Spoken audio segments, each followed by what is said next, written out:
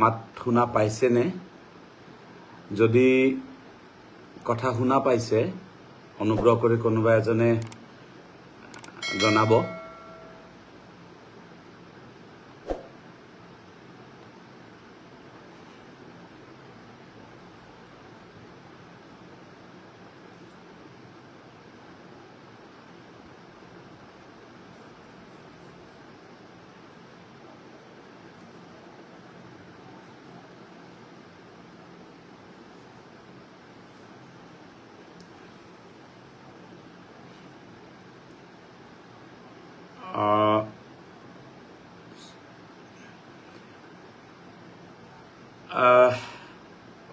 পাইছে নহয় জানো? ঠিক আছে, ধন্যবাদ। সন্মানীয় শিক্ষাগুৰুসকল, আজি দিনটো আমি ৰাজ্যখনৰ শিক্ষক সমাজৰ বাবে এটা অতি দুখ লগা দিন হিচাপে চিহ্নিত হৈছে। আমি ৰাজ্যৰ প্ৰাথমিক শিক্ষকসকলৰ নেতৃত্বত কেৱল প্ৰাথমিক বিদ্যালয়ৰ শিক্ষকেই নহয়, এমই স্কুল, এমভি স্কুল, হাইস্কুলত কৰ্মৰত SRDৰ দ্বাৰা নিযুক্ত নিয়মীয়া শিক্ষকসকলৰ সৈতে ৰাজ্যখনৰ সকলো পুৰণি শিক্ষকে, পুৰণি সকলো শিক্ষকে একত্ৰিতভাৱে আমি আজি এঘণ্টীয়া ধৰ্ণা কাৰ্যসূচী ৰূপায়ণ কৰিলোঁ। আৰু এই কাৰ্যসূচী সফলভাৱে ৰূপায়ণ কৰাৰ বাবে, শান্তিপূৰ্ণভাৱে, শৃংখলাবদ্ধভাৱে ৰূপায়ণ কৰাৰ বাবে প্ৰথমতে আপোনালোকক ধন্যবাদ জনাইছোঁ। কিন্তু অত্যন্ত দুখৰ বিষয় যে আমি যিটো উদ্দেশ্যৰে এই সংগ্ৰামখন চলাইছিলোঁ, সেই উদ্দেশ্যত কুঠাৰাঘাত কৰি আজি ৰাজ্যৰ শিক্ষা বিভাগে বিপৰীতে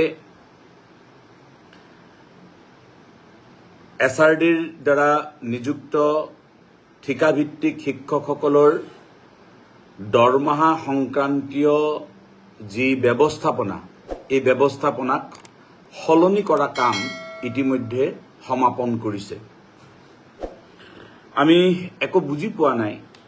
শিক্ষামন্ত্ৰী ডাঙৰীয়াই ঠিকেই কৈছে আমি বুজি পোৱা নাই বুলি, কিন্তু তেওঁ যিটো উদ্দেশ্যত আমি বুজি পোৱা নাই বুলি কৈছে, সেই উদ্দেশ্যৰে নহয়।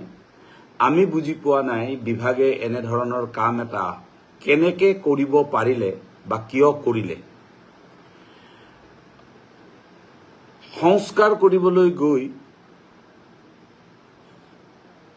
শিক্ষকসকলৰ যি মৰ্যাদা, এই মৰ্যাদাক যি কুঠাৰাঘাত কৰিছে, সেয়া ইতিহাসত লিপিবদ্ধ হ'ব আৰু নিশ্চিতভাৱে এদিন হ'লেও এই অন্যায়ৰ প্ৰত্যুত্তৰ দিব লাগিব। আমি দেখিছোঁ যে DEEৰ আণ্ডাৰত থকা নিয়মীয়া শিক্ষকসকলৰ দৰমহা হয় DDO সকলৰ জৰিয়তে, যিসকল DDO ব্লক অফিচাৰ বা ডিষ্ট্ৰিক্ট অফিচাৰ বা IS সকল থাকে, তেখেতসকলৰ জৰিয়তে। কিন্তু শিক্ষামন্ত্ৰী ডাঙৰীয়াই কোনো সলনি নহয় বুলি কৈ আজি পুনৰাই BMCৰ জৰিয়তে দৰমহা প্ৰদানৰ ব্যৱস্থাক যি নিজে বহি থাকি নিজে তদাৰক কৰি কামটো কৰিলে, তাৰ দ্বাৰা এই কথাটো প্ৰমাণিত কৰিছে যে সৰ্বশিক্ষাৰ অধীনলৈকে এই শিক্ষকসকলক লৈ যোৱা হৈছে। আৰু সেই কথাটোকে আমি আপত্তি কৰিছিলোঁ। আৰু আমি আপত্তি কৰাৰ স্থলটো এইটোৱেই যে ৰাজ্য চৰকাৰে ৰাজ্যপালৰ অনুমোদনৰ দ্বাৰা প্ৰকাশিত যি নীতি, সেই নীতি ৰাজ্য চৰকাৰৰ শিক্ষা বিভাগে আজি ভংগ কৰিছে। যিখন পত্ৰযোগে ৰাজ্য চৰকাৰে কমিশনাৰৰ কাৰ্যালয়ৰ পৰা ডাইৰেক্টৰ কাৰ্যালয়লৈকে পোষ্ট ক্ৰিয়েশ্যন কৰি অৰ্ডাৰ কৰিছিল, সেই আদেশখনতে উল্লেখ আছিল যে 35,000 পদ সৃষ্টিৰ বিপৰীতে 35,000 পদ বিলুপ্তি হ'ব। এতিয়া প্ৰশ্নটো হ'ল, যদি বিলুপ্তি কৰিবলগীয়া পদবোৰত আছিল তেতিয়াহ'লে এই পদসমূহ বিলুপ্তি যদি হৈছে তেনেহ'লে কেনেকৈ আকৌ তেওঁলোকক সেইখিনি পদলৈকে লৈ যোৱা হ'ল। এই গোটেই বিষয়টো এটা বৰ নজিৰবিহীন এটা ঘটনা। আমি আপোনালোকক কথাখিনি জনাব বিচাৰিছোঁ যে আমিতো একো সিদ্ধান্ত দিব পৰা মানুহ নহয়। আমি অন্যায়ৰ প্ৰতিবাদ কৰিব পাৰোঁ, শিক্ষকৰ মৰ্যাদা ৰক্ষাৰ সংগ্ৰাম আমি একেলগে কৰিব পাৰোঁ, আৰু আমি বিষয়খিনি উপস্থাপন কৰি তাৰ আমি ন্যায় বিচাৰিব পাৰোঁ। আৰু সেইবাবে আমি বিভিন্নজনৰ পৰামৰ্শ গ্ৰহণৰ কাৰণে আমি অহাকালিৰ দিনটো ব্যৱহাৰ কৰিম। আপোনালোকক আমি জনাম যে বিশেষকৈ আইনজ্ঞসকলৰ দ্বাৰাও আমি আইনজ্ঞসকলৰ পৰামৰ্শও আমি গ্ৰহণ কৰিম। আইনজ্ঞসকলৰ পৰামৰ্শৰ ভিত্তিত আমি কি কৰিলে এই বিষয়টো ভাল হ'ব এই বিষয়ে আমি চৰ্চা চলাম।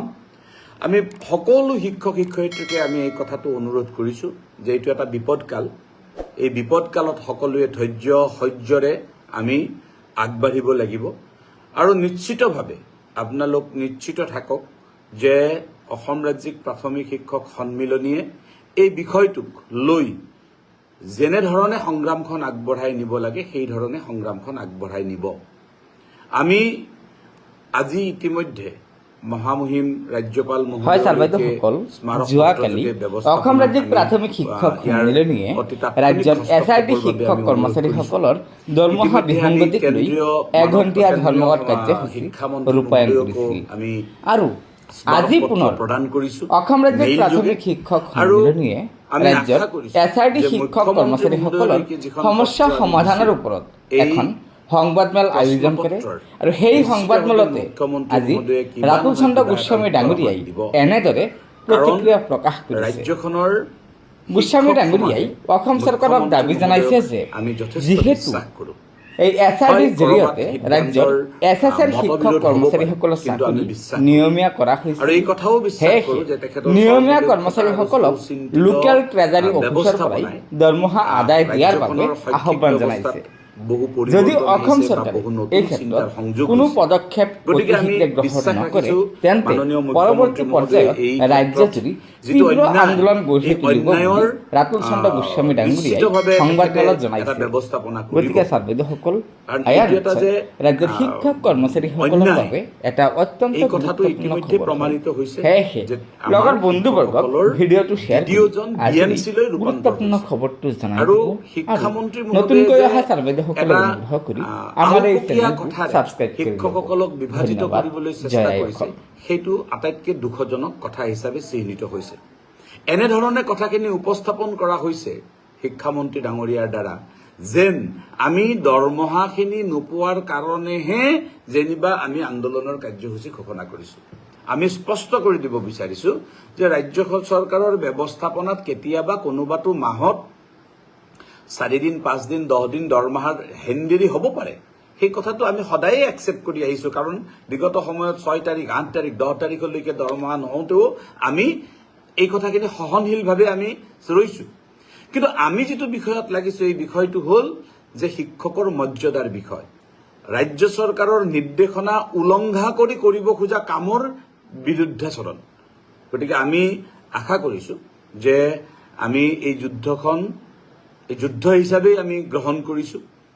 নিশ্চিতভাৱে আমি সকলো শিক্ষকক অনুৰোধ কৰিছোঁ যে আপোনালোকৰ মাজৰ পৰা বহুতে বিভিন্ন ধৰণৰ বাৰ্তা, হোৱাটছআপ বাৰ্তা আমালৈকে প্ৰেৰণ কৰিছে, হতাশ হৈছে।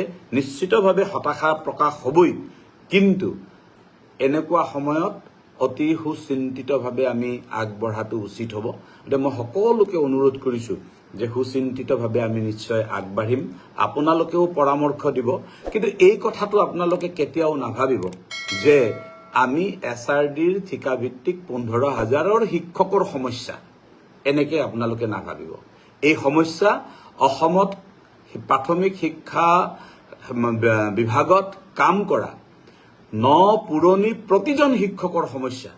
আৰু এই সমস্যাটো ইতিমধ্যে আমি অল ইণ্ডিয়া প্ৰাইমাৰী টিচাৰ্ছ ফেডাৰেশ্যনলৈকে অৱগত কৰিছোঁ, আৰু এইটো ৰাষ্ট্ৰীয় পৰ্যায়ত অল ইণ্ডিয়া প্ৰাইমাৰী টিচাৰ্ছ ফেডাৰেশ্যনৰ জৰিয়তে কেনেধৰণে ৰাষ্ট্ৰীয় পৰ্যায়ত আলোচনা কৰিব পাৰে এই বিষয়ে আমি আমাৰ ৰাষ্ট্ৰীয় নেতৃত্বক আমি ইতিমধ্যে অৱগত কৰিছোঁ। আশা ৰাখিছোঁ যে আমি এটা সুফল আমি পাম আৰু আমি যি আমাক ষড়যন্ত্ৰমূলকভাৱে আমাৰ DDO ব্লক অফিচাৰৰ সলনি BMC-লৈকে ৰূপান্তৰ কৰি যিটো ষড়যন্ত্ৰ কৰা হৈছে, এই ষড়যন্ত্ৰৰ বিৰুদ্ধে আমি কৰা যুদ্ধখন নিশ্চিতভাৱে আমি সফলতা লাভ কৰিম। হয়তো দুদিন পলম হ'ব পাৰে আৰু আমি ভাগি পৰিব নালাগিব, আমি সকলো একত্ৰিতভাৱে থাকিম আৰু ইয়াৰ কাৰণে আমি যুদ্ধ কৰিম।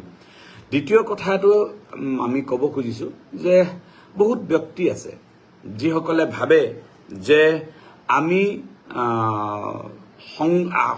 এই যিখিনি SRDৰ শিক্ষক শিক্ষয়িত্ৰীসকলৰ যিটো সমস্যা, এই সমস্যাটোক লৈ ইটিকিং কৰা বা হাঁহা বা অন্যান্য ধৰণে কথা কোৱা আমি 2-4জন ব্যক্তিক দেখিছোঁ। আমি ছ'চিয়েল মিডিয়াতে সেই কথাখিনি দেখিবলৈ পাইছোঁ। অত্যন্ত দুখজনক কথা যে আচলতে শিক্ষকতা বৃত্তিত এনেধৰণৰ মানসিকতা কেতিয়াও গ্ৰহণযোগ্য নহয়। আমি নিশ্চিতভাৱে সকলোৱে এনেধৰণৰ কথাবোৰ আমি পৰিহাৰ কৰি চলিম আৰু প্ৰতিজন শিক্ষকৰ সমস্যা আমাৰ সমস্যা হিচাপে গ্ৰহণ কৰিব পৰা মানসিকতাৰে আমি আগবাঢ়িম। মই পুনৰবাৰ আজিৰ কাৰ্যসূচী আপোনালোকে সফল কৰাত কৰা সহযোগৰ বাবে ধন্যবাদ জনাইছোঁ আৰু পৰৱৰ্তী সময়ত কাইলৈ আমি যেতিয়া আমি পৰামৰ্শ গ্ৰহণ কৰিম উকিলসকলৰ পৰা, তাৰ পিছত কি হয় এই কথাখিনিও আপোনালোকক অৱগত কৰিম আৰু আমাৰ 12 তাৰিখৰ পৰা যি আন্দোলনৰ কাৰ্যসূচী ঘোষিত কাৰ্যসূচী আছে, সেই কাৰ্যসূচী আমি নিশ্চিতভাৱে পালন কৰিম আৰু তাৰ আগতেই কিবা যদি প্ৰয়োজন হয় সেই কথাখিনিও আমি আলোচনাৰ মাজেৰে আগবঢ়াই লৈ যাম। গতিকে আমি আজিৰ এই কাৰ্যসূচী সফল কৰা আৰু শিক্ষামন্ত্ৰী ডাঙৰীয়াই ৰাতিপুৱাই সংবাদ মাধ্যমৰ আগত যিটো নেৰেটিভ সৃষ্টি কৰিছিল যে আমি দৰমহাখিনি নোপোৱাৰ কাৰণেহে যেন আমি আশ্বস্ত হ'ব পৰা নাই, তেনেধৰণৰ কথা আমাৰ দৃষ্টিভংগীত নাই। আমাৰ কথাটো হ'ল যে আমি সৰ্বশিক্ষা অভিযান মিছনৰ পৰা আমি পদত্যাগ কৰিছোঁ। পদত্যাগ কৰাৰ পিছত আমাক আকৌ সৰ্বশিক্ষা অভিযান মিছনলৈকে কিয় লৈ যোৱা হ'ব বা সৰ্বশিক্ষা অভিযান মিছনৰ অধীনৰে আমাক কিয় দৰমহা দিয়া হ'ব, এই দৰমহা আমি গ্ৰহণ কৰাৰ পিছত আমাৰ যদি ভৱিষ্যতে কিবা বিপদৰ সন্মুখীন হওঁ তেনেহ'লে না আজিৰ তাৰিখৰ থকা বিষয়াসকল থাকিব নে অন্যান্য মন্ত্ৰীসকল থাকিব, তেওঁলোকে আমাৰ আজিৰ পৰা 10 বছৰ 15 বছৰ পিছত হ'ব পৰা যিকোনো অসুবিধাৰ কাৰণে তেওঁলোকে আমাক সহায় কৰিব। গতিকে আমি এই কথাখিনি কেতিয়াও আমি মানি ল'ব পৰা বিধৰ কথা নহয়, আমি কেতিয়াও মানি নলওঁ। নিশ্চিতভাৱে আমি ইয়াৰ প্ৰতিবাদ কৰিম, কিন্তু প্ৰতিবাদৰ ধৰণ আৰু কেনেধৰণৰ পৰামৰ্শ আহে সেই পৰামৰ্শৰ ভিত্তিত আমি আগবাঢ়িম। সকলোৱে ধৈৰ্য সহকাৰে এই সময়ত অতি ধৈৰ্যৰে চলিবৰ কাৰণে আমি অনুৰোধ জনাইছোঁ। মানসিকভাৱে ভাগি পৰা বুলি বহুতে লিখিছে, মানসিকভাৱে ভাগি পৰাৰ কোনো কাৰণ নাই। আমি বিপদৰ সময়ত ধৈৰ্য ধৰি কাম কৰিব লাগিব।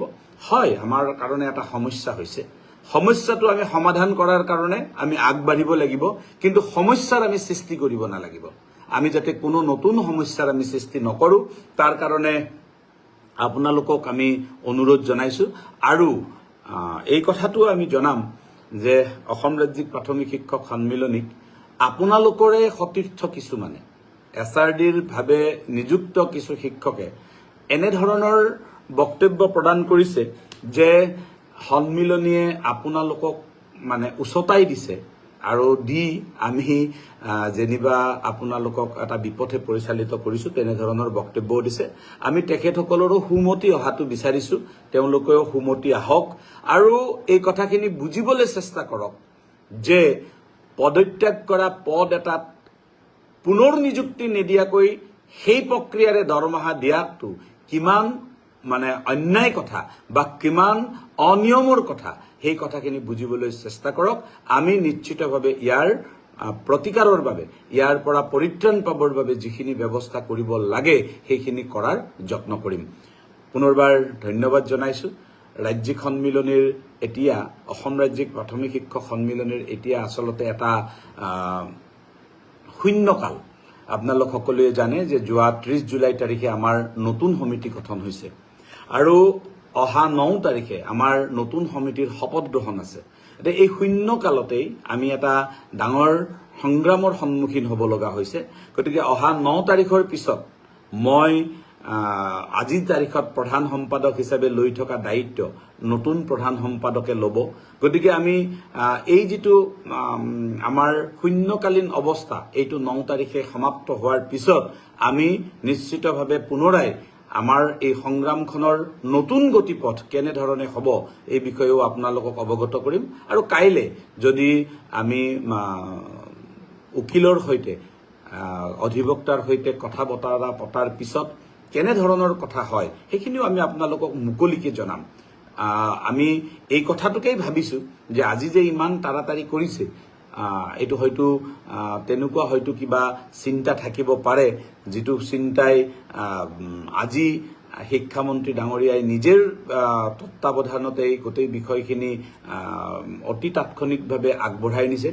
আমি শিক্ষামন্ত্ৰী ডাঙৰীয়াই দৰমহা দিয়াৰ যিটো মানসিকতা সেইটোক আমি ভালেই পাইছোঁ, কিন্তু ভুল পদ্ধতিৰে দৰমহা দিবলৈ কৰা মানসিকতাটোক আমি নিশ্চিতভাৱে গ্ৰহণ কৰিব পৰা নাই।